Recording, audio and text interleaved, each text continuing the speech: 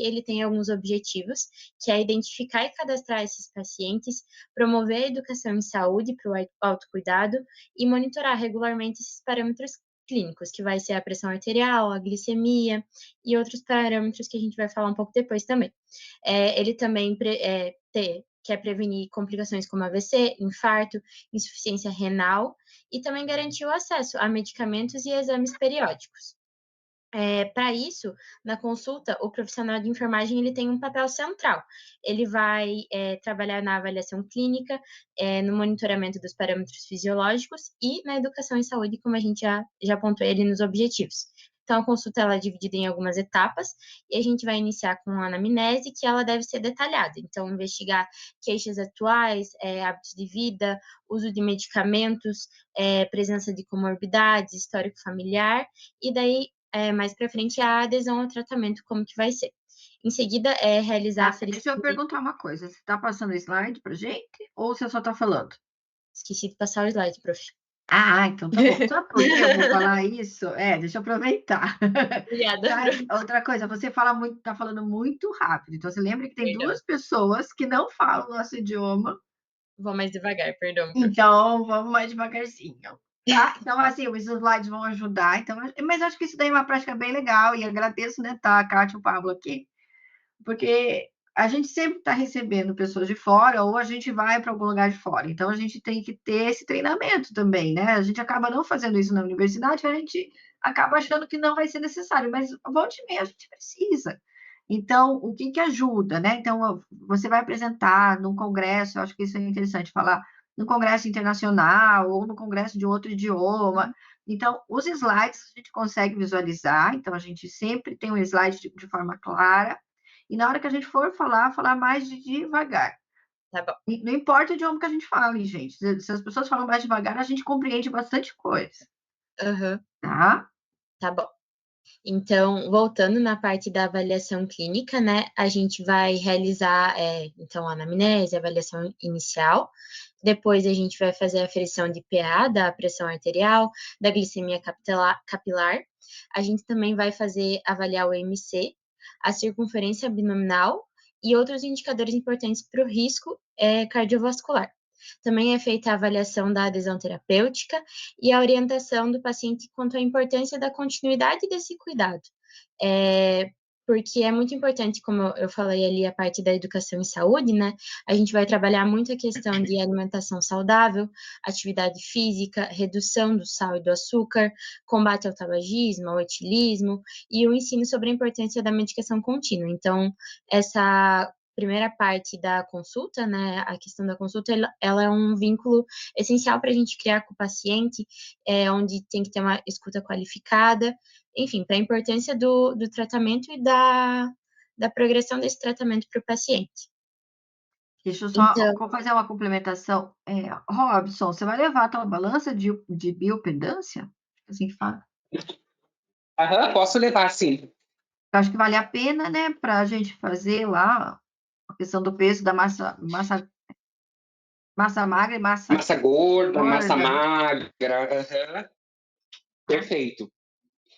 Não sei se Levo vocês sim. já Uhum. viram essa balança, meninas? prof, eu nunca vi pessoalmente. Eu sei que existe, mas eu nunca cheguei a ver. Então, o Robson tem uma, eu acho que essa balança é bem legal, né? Você vai lá, tudo bem. Não é legal para quem se pesa, tá? Não ligue que minha cachorrinha agora disparou a latir. Para quem se pesa não é legal, porque ela te dá a tua idade fisiológica. Então, assim, às vezes você tem uma Uhum, idade a menos, você vai ganhar uma idade a mais, entendeu? Vai ter tua massa gorda, massa magra, enfim. Mas é legal para a gente mostrar para o paciente, né, essa questão do uhum. peso. Então, eu Eu acho acho que que se conseguir levar vai ser bem legal na uhum. consulta. Eu acho que vale a pena. Uhum, Levo sim.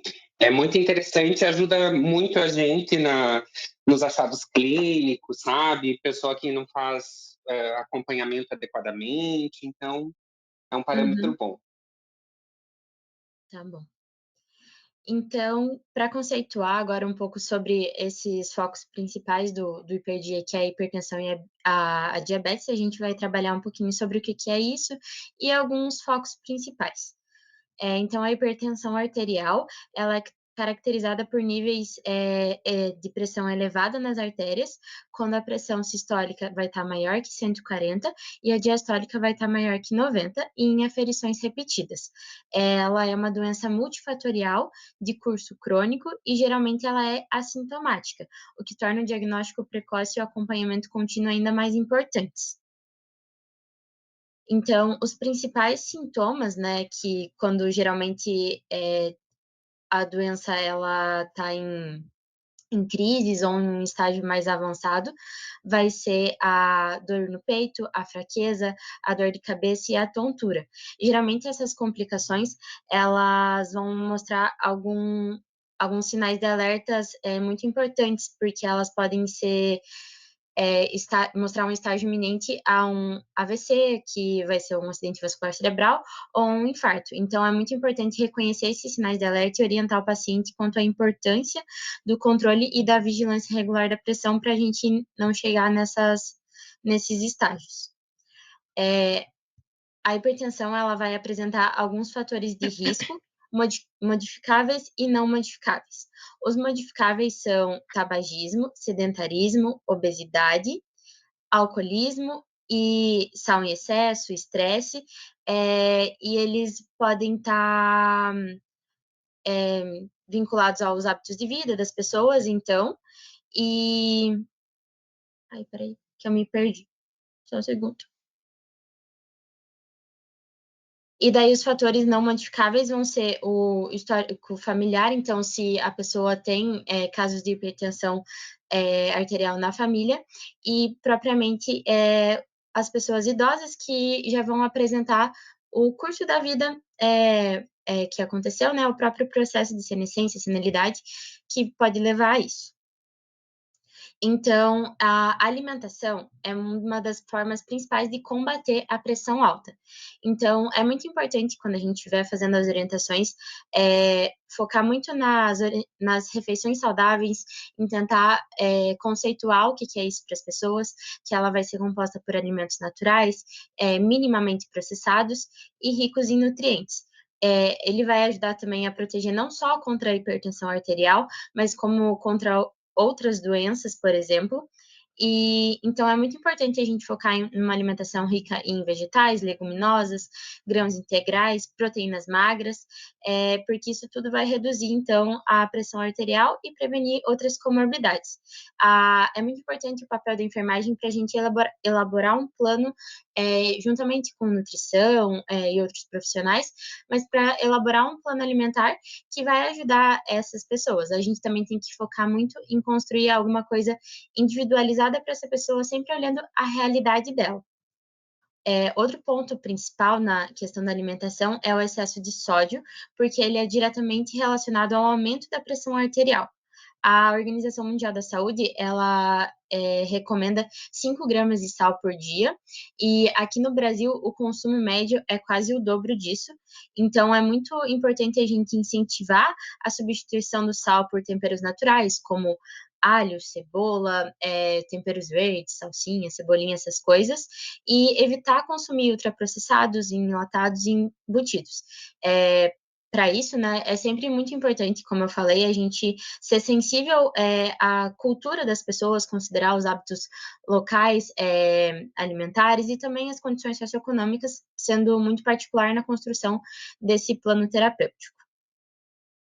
Os riscos da saúde da hipertensão arterial, como a gente falou quando fala dos sintomas, né? Ele não é só a hipertensão, mas também muitas complicações crônicas que podem ser até incapacitantes ou levar à morte, como o acidente vascular cerebral, o infarto agudo do miocárdio, a doença renal crônica, que vai ter um risco para hemodiálise, retinopatia hipertensiva, perda da visão. Então, por isso que é muito importante o controle rigoroso da PA e a enfermagem atuar nessa prevenção, monitorando o tratamento, promovendo o autocuidado e reconhecendo sinais precoces e de agravamento. Tá. Vocês me escutam? Sim, eu vou falar. Pode falar. Só um comentário, Ana. A Aline trouxe uma questão que eu acho que é importante. Quando a gente for falar com os pacientes lá, a gente tem que lembrar de falar a linguagem mais próxima da fala deles, tá? Então, assim, quando a gente fala muito em carboidrato, fala muito em sódio, mas a gente depois pensar quais são as palavras que a gente vai utilizar. O Robson está trabalhando junto, eu também, estou com a Fátima, enfim, a gente está trabalhando a questão do letramento digital em saúde. Então, o que a gente está tentando trabalhar? Também com uma linguagem mais próxima do nosso usuário, tá? Então, para que a Kátia e o Pablo entendam, o usuário no Brasil, a gente chama a pessoa que usa o serviço público de saúde, tá? Então, é uma palavra para paciente, tá? Então, em vez de usar paciente, é o usuário, tá? Então, só porque aqui no Brasil a gente também usa usuário para usuário de drogas. Então, às vezes é uma palavra que tem uma conotação pejorativa, né? Então, a gente tem que tomar cuidado, né, quando está usando e qual o contexto que a gente usa essa palavra, tá? Mas ali, as pessoas que nós vamos atender nessas comunidades, elas têm uma baixa escolaridade. Então, com essa baixa escolaridade, o linguajar, vocês vão ver que é um linguajar mais simples. Então, na hora que a gente for falar com esses pacientes, a gente tem que ter essa linguagem mais simples, para que eles entendam o que a gente está falando, tá? Só nesse sentido, ok? Tá, então eu vou falar um pouco sobre a diabetes mellitus. A diabetes mellitus é uma complicação crônica e causada pela elevação de glicose no sangue. Existem dois tipos, o tipo 1 e o tipo 2, e eles têm causas, tratamentos e características diferentes. Então, falando um pouco sobre a diabetes mellitus tipo 1, ela é causada por uma doença autoimune, né? Então, o sistema imunológico acaba destruindo e atacando as células beta do pâncreas, que é responsável por produzir a insulina. Então, ela tem a idade, geralmente, ela começa geralmente na infância ou adolescência, então o indivíduo não produz a insulina ou produz muito pouco dela. E aí o tratamento geralmente tem a necessidade de aplicar a insulina desde o diagnóstico. Já a diabetes tipo 2, ela é uma resistência à insulina que ou uma produção ineficiente. Então, está associado geralmente a fatores genéticos ou estilo de vida, como sedentarismo, obesidade ou a má alimentação. Ela acontece já em adultos ou idosos, mas ela vem aumentando também entre os jovens e adolescentes. Então, a pessoa produz a insulina, mas o corpo não utiliza corretamente essa insulina e acaba acontecendo a resistência, né? Então, para controlar ela, pode ser através de mudanças de hábito de vida ou medicação, e em alguns casos também a aplicação de insulina. Então, alguns sintomas que pode apresentar, então, sede excessiva, urina frequente, fome com excesso, um cansaço constante também. Então, os cuidados diários que a pessoa pode ter seria a alimentação saudável, né? Um dos pilares que a gente tem, então, seria a alimentação, o exercício físico regular, tomar a medicação nos horários corretos, os cuidados com os pés, por conta que acaba perdendo a sensibilidade dos pés justamente por esqueci agora o nome da palavra, mas enfim. Então, fazer o acompanhamento no posto e também sempre medir o açúcar no sangue e fazer os exames regular. Essa prática, então, é muito bom, é um cuidado diário que é importante fazer e que a enfermagem também tá ali atuando regularmente, né? Então, a gente acaba sempre falando sobre alimentação, sobre atividade, sobre tomar as medicações na hora correta, e a gente tá sempre de frente com esses pacientes no posto de saúde, então adequar toda essa prática, esse cuidado à realidade do paciente e também ensinar como que porque como a diabetes pode causar diversas complicações e uma delas é a visão, então ensinar a maneira correta de tomar a medicação, porque isso a gente já viu em algumas pesquisas e também no contato com o paciente, que é uma questão. Então, algumas complicações, como eu falei, tem o problema de visão, Então a diabetes acaba danificando ali os vasos sanguíneos da retina e que ela é responsável por captar a luz e enviar a imagem para o cérebro. Isso pode causar, então, visão embaçada, mancha na visão, dificuldade de enxergar à noite e, casos mais sérios, a cegueira. Aí temos os ferimentos nos pés, que não acaba cicatrizando e pode levar à amputação. Então, doenças no rins, que o rim é o responsável por filtrar, né, o glomérulo, e então os níveis elevados de glicose no sangue acaba dificultando essa filtração e pode levar à perda de proteínas pela urina com o tempo e acaba causando uma insuficiência renal e o que pode exigir a hemodiálise. Então, também ataques do coração ou derrames, o que leva a aumento de infarto e AVC, porque a diabetes pode aumentar o risco de entupimento das artérias, né, o que favorece esse acúmulo de gordura e inflamação dos vasos, e acaba dificultando e danificando o fluxo do sangue no coração. E também infecções frequentes, porque o corpo fica mais fraco para conseguir se defender. Então, a gente quer reafirmar os pilares para o tratamento do hiperdia, né, que seria a atividade física, uma boa alimentação, a adequação dos remédios do paciente, também um acompanhamento da saúde mental e o acompanhamento desse paciente, sendo com consultas rotineiras, com os exames, para ver se a doença de fato está controlada, e sempre adequando também à realidade do paciente, porque cada um tem uma realidade, né, e na unidade básica aparece de tudo um pouco, então a gente sempre tem que adequar a eles. Então essas são algumas das nossas referências, e muito obrigada.